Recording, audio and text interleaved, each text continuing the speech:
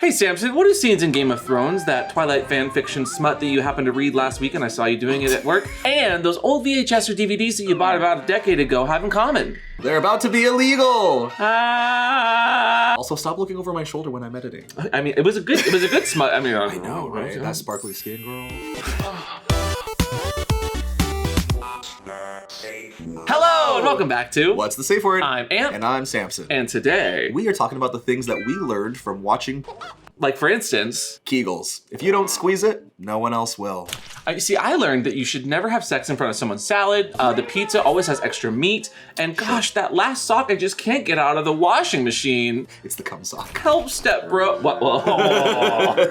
Now, we're a pretty sex positive channel here, and this last week, as of filming this, we just had the big bomb that was a GOP Senator, Mike Lee, introducing a bill to make all federal crime following Project 2025. Turns out they're gonna do the thing that they told us they were going to do. And I mean, we're already kind of seeing this with geo-blocking for certain states for things like just for fans, only fans. And if you're going through those things specifically, I feel for you, but I'm not surprised. This has been something that we've seen coming down the pipeline for forever. And so today we're gonna talk about the positives of what we've learned or can learn, but also talking about the real issue that is censorship on the whole. I think it's also important to talk about maybe some of the things that are negatives. There's things that we learned that in the end maybe made us better people, but in the moment, don't eat beans before bottoming. I think the best way to find out about something is to around and find out. And we around and asked you on Bluesky, what are some things that porn has taught you in your life? So let's dive right in. And teach the children. Ice Bear is fine. And the first one today comes from V, who says, there are multiple ways of paying for that delivery pizza. It's gas, grass, or ass. Nobody gets my sausage meaty supreme double deluxe for free. You know the little table tent that keeps the box from collapsing? Over the head of the dick. And then he comes and it goes, pew! World of color, woo! Gigi says that there's literally nothing people aren't into. Toenails, burping, elbows, fire hydrants. Wait, what? Clowns, pimple popping, popsicle sticks, etc. People are into it all sexually, and absolutely no shame from me. If you think people won't be into it or parts of you, you are wrong. You are so wrong. Oh, this is so good. A lot of the things that people typically think of for mainstream media, those actors are into some really weird things. Yeah. Right? I love seeing movie stars that just in their weird interviews that they happen to have, they're like, oh yeah, I'm into like blood. The Angelina Jolie blood vial. Yeah. Then you can look at your phone and you can go, it me. This next one from Lil Pup Archie says, don't fuck in front of other people's salads. Seriously? You guys are gross. The fact that you know, I actually know one of the people that was in that. Really? Original, yeah. And the girl was just like a PA on set. She got paid, and then she came back for a second one, which why is this what you guys learn from porn? Let's get, what is wrong with you? I'm a sucker for croutons. I'll eat the crusts of any pizza, and I'll eat the croutons. Are the croutons the little bits that accidentally pop out because you didn't clean out well enough? No, gross, no. Hard cut to me shower stomping the crouton bits down my drain because no one needs to know about my indiscretions. Honestly, something I love about porn is just how unserious it is sometimes when it comes to like the weird positions people get into, or like, oh no, I'm cleaning my laundry and now we're having sex, or oh no, step bro, I can't, finish my Fortnite game. Uh-oh, I'm naked. Like it's really creative. Choices. I think dumb sometimes, right? Like dumb in a good way. I like dumb, obviously. Hello, dumb boy. Oh no, we know. But yeah, I think in a certain way it can be unrealistic, right? And so that's one of those things where I think if you are watching porn before you're necessarily having a lot of sexual experience, you can be confused as to why doesn't the average person's legs bend like that? But that's where porn is a fantasy, and so I think we're gonna get into even more of those kinds of takes. How about this next one from Aki, who says, bringing toys in doesn't make you lesser. It makes for more fun. Oh, absolutely. I have a friend who is recently a Nolo, and he was saying that it's actually a lot more fun because it's customizable. Now you have a strap on, and you can just figure out what works for you and what's most comfortable for your partner. I think that there's like this stigmatization around bringing in toys or getting assistance from stuff, but honestly, some people literally can't get off without a little bit of more vibrations in their body, I don't know why, but people seem to think that like just because you incorporate toys that your relationship's failing in some way, but tools are there to help you get to the final goal of whatever that goal might be.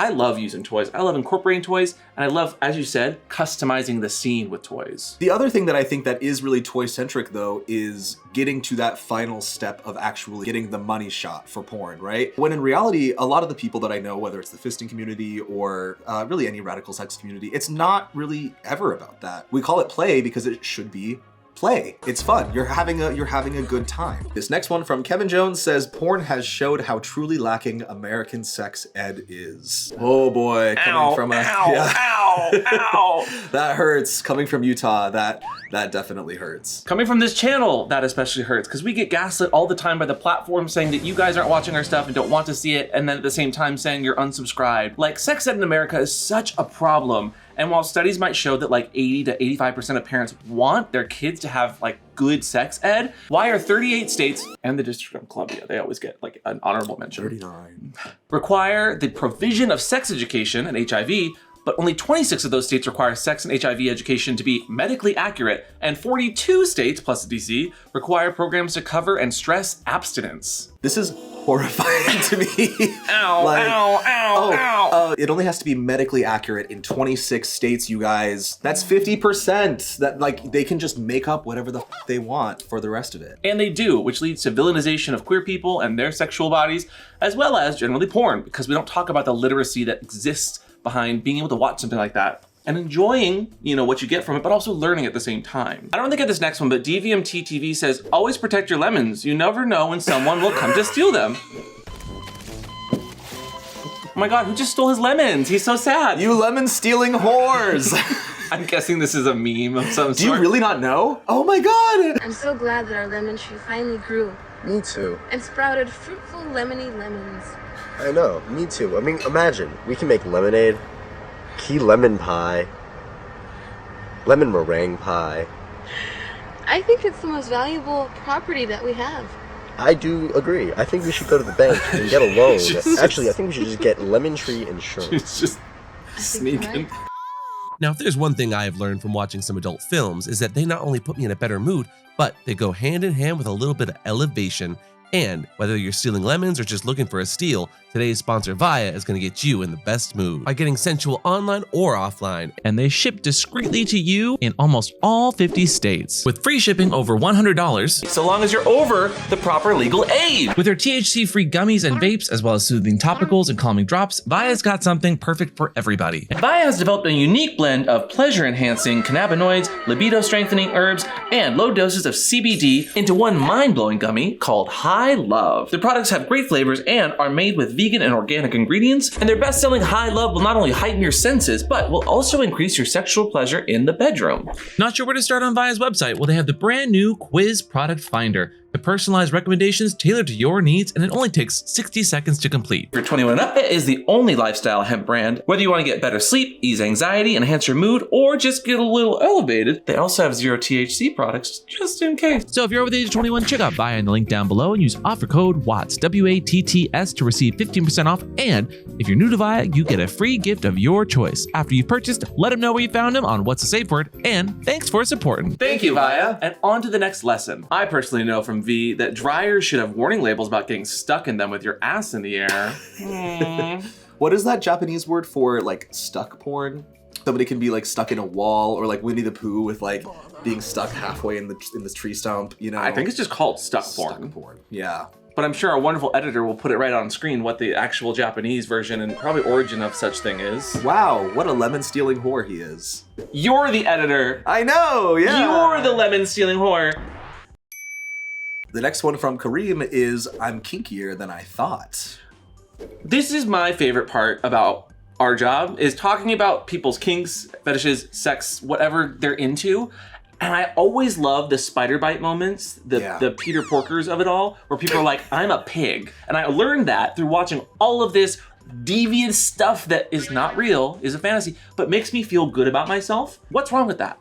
I think for a lot of people, this fantasy of feeling dirty is like the origin of a lot of the fantasy, right? It's why, like, yes, you can watch porn at home, but a lot of people still prefer to go to like a porn movie house because it's cruisy and you feel dirty when you go there. You ever just like watch something and you're like, ooh, yeah, and then afterwards you're like, oh, I'm disgusting. Yeah. You're watching something and then you come and you're like, was I even gay when this started?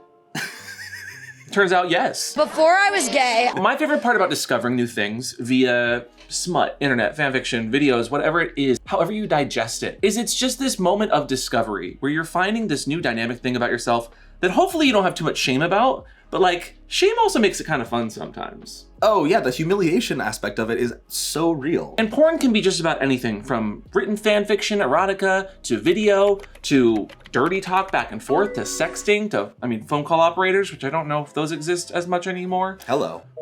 Are you a phone call operator? Absolutely, I do Zoom calls all the time. Boop, boop, boop, boop, boop. Hello? Ring, ring, ring. Ring, ring, ring. Ring, ring. Are you gonna answer? Hi. Okay. No, I was just letting it ring a couple times. You gotta build the anticipation. Speaking of discovery, I really like this next one from Aaron Carter's #1 fan. Gay porn was the first time I ever saw queer people portrayed as being happy, successful, and romantic. Aww, yeah. For some people, that's their moment where they realize who they are. Is they see love that kind of depicts what they would like, and they've never seen that kind of dynamic before. Yeah, and I feel like I'm a broken record with this, but I think it's really profound. Gay people learn to lie before we learn to love. And so for a lot of us, seeing something in media, whether that's porn, whether that's regular piece of media like Brokeback Mountain or whatever, where it's not necessarily porn, but we don't necessarily have the examples in our lives of seeing queer people be happy and successful, especially if you come from like a small town, there's not other people that are like you. So a lot of time, yeah, I could see porn being that first exposure for somebody. And you know what else comes from a small town? This new federal bill that's coming out called IODA. Now, I love queer media because it gives us representations for ourselves and ideas or lifestyles that we might want to try out and incorporate into our own lives. But what this bill is going to end up doing is conflating queerness with obscenity. Let's be real. Some of the people in power right now in politics would just see two gay men holding hands and all of a sudden illegal, obscene. You're disgusting. Thank you. You're welcome. Anyway, why is it sticky? Oh, honey, my hands have been in some crazy things in the last 24 hours. But let's talk about obscenity and what Mike Lee, the person trying to propose this bill out of Utah, is actually talking about when they say that they want to remove porn, they want to make it illegal, they want to federally get it off the books. Samson, do you know what obscenity is? Boy, if I could have a definition that was clearly accepted for this, we'd be in a lot less hot water right now. To talk about obscenity, we have to talk about the Miller test. In 1964, Justice Potter Stewart said that to try to define obscenity, he knows it when he sees it. Like, have you ever heard that term before? I know it when I see it. Yeah. So when we see this new bill by Mike Lee out of Utah, this is the first time we're clearly trying to see someone define obscenity that isn't just an I know it when I see it case. He's trying to make this federal law easier to prosecute anyone that happens to have anything sexual. So if you're watching Game of Thrones and there's a sex scene that titillates you a little bit, under this new obscenity redefinition, that's illegal. But it's fine because they're straight, right? Like, this is where it's going to be enforced and where it's going to be actually used it's a very slippery slope, right? And the things, even looking at his specific, prurient interests and depicting sexual acts in a patently offensive way, specifically defined by the applicable state law, that doesn't mean anything. Those are words. This is the same thing. This is just, I know it when I see it, repackaged in some more words in 2025. Like, we've rehashed this before. The whole legal system, it's a meme, like, where it's all of these, like, things stacked on top of each other, and then, like, the one little pin that's keeping it up is the word reasonable. It's all subjective. And so the Interstate Obscenity Definition Act, or IODA, you know what you oughta do is get out of my fucking, this is my information, get out of here. No. So the Interstate Obscenity Definition Act, which Mike Lee has introduced this last week, would amend the current definition of obscenity under the Communications Act of 1934 and set a new federal standard for what is considered obscene. Honestly, I'm currently sitting next to someone obscene, but you know what? That's okay, because I accept IOTA be able to scan any politician's like computer, drives, search history. I am always so unsurprised when I see a politician being like, oh, gay people suck, or oh, the drag queens. Turn around, that pastor and or politician that was waving the red flag, but really should have been a red flag, telling us that they were the ones that were doing it. And to Mike Lee, just because you were the one on the other side of the glory hole, it's still gay. Sorry. This man is the physical manifestation of the urinal scum at the Eagle bathroom. Not to mention that Mike's got his little grubby hands in it with the Heritage Foundation, the people who literally drafted Project 2025 and are trying to make religion a part of your entire life. The hard thing with Utah is there's very little separation of church and state. So people like Mike Lee have been trained that they can just have whatever they want and do whatever they want because them in government and the church, the LDS church, are basically one and the same. And so Mike's trying to use all of his connections to literally change how obscenity is talked about, to literally undermine the First Amendment. And he's been doing this by stating that the First Amendment has hazy, unenforceable legal definitions that have allowed extreme pornography to saturate American society and reach countless children. You know what's funny? Mormonism would be illegal if they didn't also use the same First Amendment. They were prosecuted across the whole of America, and finally, under the First Amendment, which is religion, we're allowed to practice. So, if this is important to you, we are asking that you not only educate yourself, but others, and get a part of the conversation by calling your politicians and making some noise. Now is the time, more than ever, to make your voice heard. Also, it's never a bad idea to educate yourself on some workarounds, things like VPNs, things like browsers that don't track your history, so that if something dangerous ever happened in the future, your ass would be covered. Or today's sponsor, Via, to make sure that your mental health is not going and spiraling in itself. Oh, my mental health is spiraling. Actually, I would be curious, Samson, what have you learned from porn in your life? I think one of the most important things that I've learned from porn has been depictions of queer traditions that are not taught anywhere else. So even things like cruising, things like gay spaces or dungeons or places that exist that as a gay person is so validating to think, maybe I'm not the only one like this. Maybe I'm not the only one who has these thoughts. And we can find people that are like us and it makes it okay. I fully agree, and I also find that, at least for me, what porn taught me was to hustle. And I don't just mean to, like, have lots of sex. I've never had a more creative job than was sex work, and keep in mind, sex education is sex work, especially under this bill. They would rather get rid of us entirely and have control of the platforms to not only control what you can see sexually, but control what you get education-wise. We already have a hard time on this platform. And so porn has always taught me to hustle, be my own CEO, and has given me my job, which is educating, teaching, and reaching out to our community, and vice versa, being there for the community when we have important topics to talk about. Porn has also taught me that everything that you see on screen is not reality. Porn or Instagram influencers or whatever, like... Oh, thank God. Okay. You're just making sure I'm real. So basically, just cut yourself a little slack, because everyone has bad days. Speaking of queerness, this next one from Uncle Nikolai, is that a mix of like an aunt and an uncle? Love that. It taught me that I was bisexual at a very young age. Also taught me how interesting human bodies can be to the point where I'd like to dissect one just to see how the hell those jumbo size even reach somebody's chest from the inside. Oh, whoa, quite amazing. I'm sorry, you forgot to make the face on the second line? I share the sentiment, Uncle. Got a little dark there at the end, but also human anatomy is fascinating.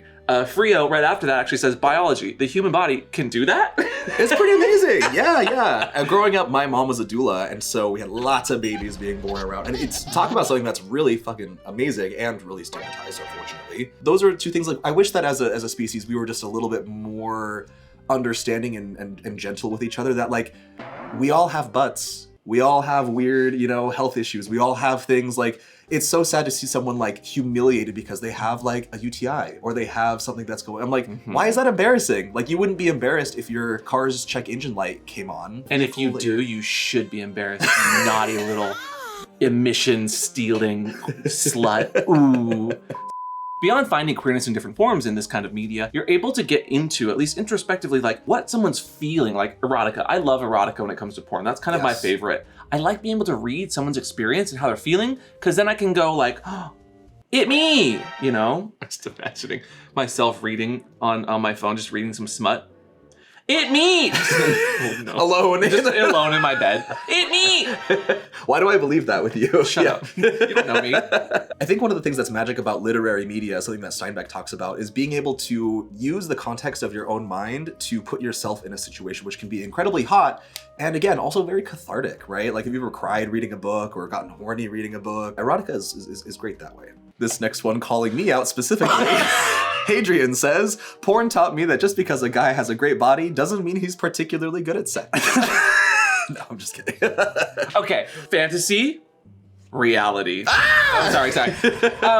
Porn is this wonderful outlet where you get to have fantasies going on all the time. Welcome to your fantasy. As somebody who was in the industry for a long time, some of those girlies are gorgeous, but nothing going on up there. Yeah, for sure. Did you want to say anything? Yeah, I'm trying to think of... No, it's okay. Thoughts are hard. Angry!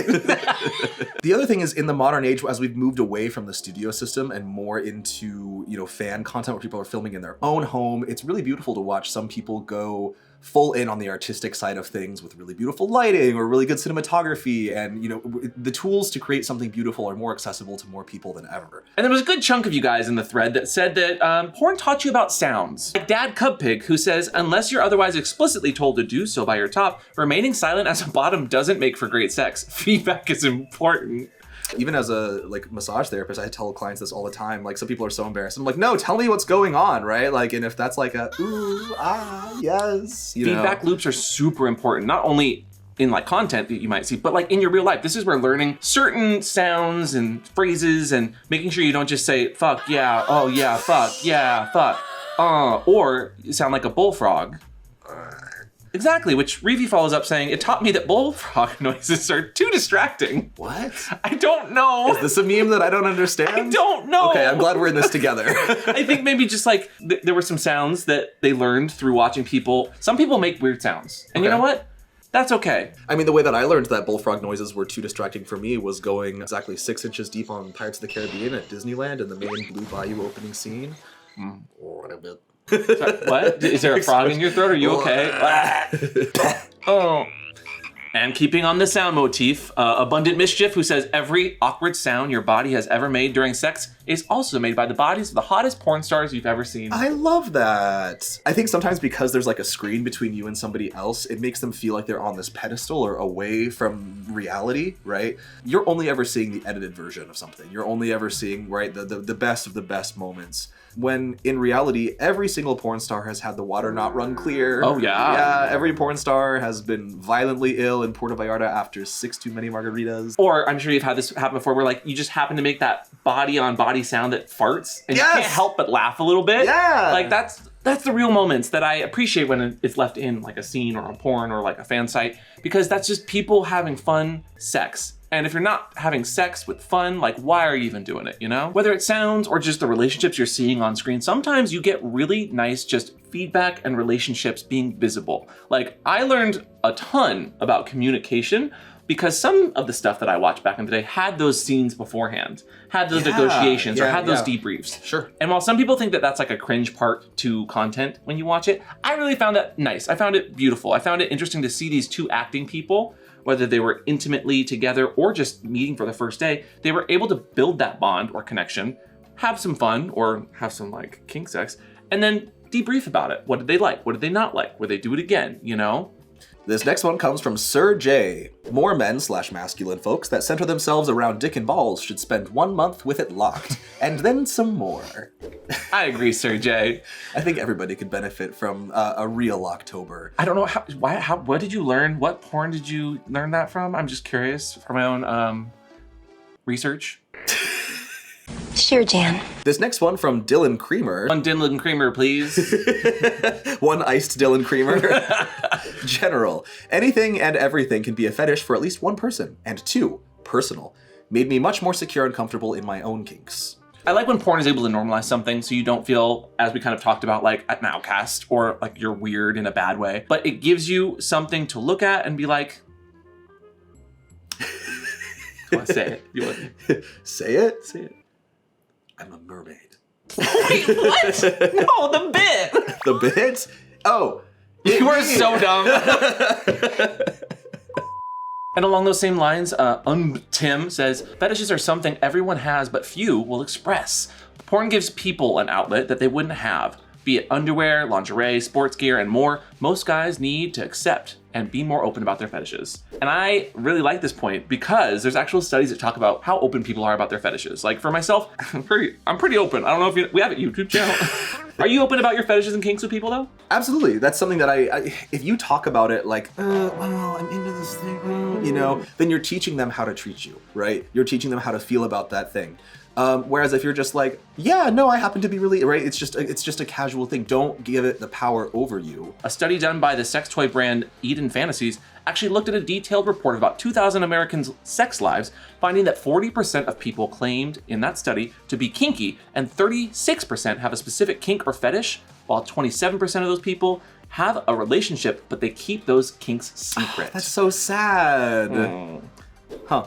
Interesting. And here's the art part. This next one really hits home for me, from Ren, who says, porn has literally helped me get better at drawing anatomy. I'm slowly picking up art back again, and I owe it to porn stars for getting that motivation back. Angela White, you will always be a queen. Oh. I love this. As someone who's done like a lot of live modeling drink and draw events, first of all, you will not find a cooler group of people than artists who are comfortable with bodies. And as somebody who went to art school for 4 years in college, my favorite classes were the anatomy classes, not only because you were drawing people, but because those people were really cool. Mm-hmm. The people that would just stand there for 30 minutes had nothing to do but like have a conversation with you very politely. And it was just the most intimate way to learn about the human body. You also had different sizes of people, different types of people, different ethnicities. Like the human body is gorgeous and fascinating and beautiful. And so for politicians to come along and tell us that that's not art, that porn and the human naked body is not somehow beautiful is just so gross. This next one from Dominique says, they're professionals. I'm a rookie. Also, they're performers. I'm in the real world. I think this is what everyone should take from porn. I think this is a really nice, realistic approach. What a lot of people sometimes, especially with the lack of like porn literacy, is teens and adults will sometimes see something and be like, I'm gonna do that. But they have no training, they have no expertise, and being able to say fantasy reality, but still get something good from this is really helpful to the conversation. But in that conversation, we have to have a real down-to-earth talk of saying it can be damaging if someone gets traumatized by it at a young age, or they don't have that adult who is taking care to make sure that they are watching what their kids consume and having those important conversations. Therapists, psychologists will go on the record to say, like, if your kid starts to intimately explore their body, don't treat it as a negative. Tell them that this might not be the time or place, but you have to be tactful and mindful about how an initial knee-jerk reaction is going to affect someone for their entire life. This next one from Abernasty, that is an amazing name, first of all. That's Abernasty if you're nasty. Says, there is no one ideal body type. When you're confident in your own body, that's just sexy. I love sex work for that reason. I love when someone's really passionate about a kink or a thing or a body or themselves, as long as they're respectful and not too pompous. But that's the nice thing about sex work and just pornography in general, is you can see yourself in fun, sexy ways. This one feels very applicable to me specifically. This is from Crovey, who says that credit card companies don't like hypnosis porn. If you ever see a group of creators or specific creators that you love to hyperfixate on just disappear out of nowhere, it's almost always credit card companies, PayPal, MasterCard, or some sort of financial domination from the people who own the banks. This is something that is scary and not talked about enough, I think, is that there are no laws, there's no legislation that is actually on the books for these things, but because the payment processors enforce it as their own terms of service, and because they have a monopoly, it basically is. So there's no safety net for some of these people who are creating the content that you love. So please appreciate your sex workers and the people that are making you feel good at the end of the day. Hey, go check out our Patreon where we have this video even thicker and chunkier. Yeah. I like this one from Kurt, who says, the people who are the most wholesome are the most wholesome. Oh, absolutely. Yeah, there's nobody who will come to your side faster in a jam than a queen who's walking the streets at 3 a.m. on the corner of 33rd and 3rd, like, and you're getting mugged, like, right there. Don't you live on that corner? I can neither confirm nor deny the existence of a broad, blonde, bleached butch body mugger who is the hash-slinging slasher? And last but not least, from Coral Reefer, which is a great username, taught me that some fantasies should remain just that, and God bless the folks that play them out as a job so I don't have to. There's nothing wrong with being creative, being artistic, and having fun, as long as you're getting consent, as long as you're treating people with respect, and as long as you're just not causing harm to people. Yeah, above and beyond those things, I think do whatever you want. And bless the people who are making the content that exists out there that makes you feel nice in your little giggle box. Like sex workers, pornographers, literary, erotic writers, whatever kind of sex work or porn you enjoy, somebody is so fascinated as enjoying that content so much that they want to create that for you. There's so many things that drive art forward, and it seems like sex is one of those things that really has just fascinated humans for the longest time, and there's so much art and culture and things that have come from it.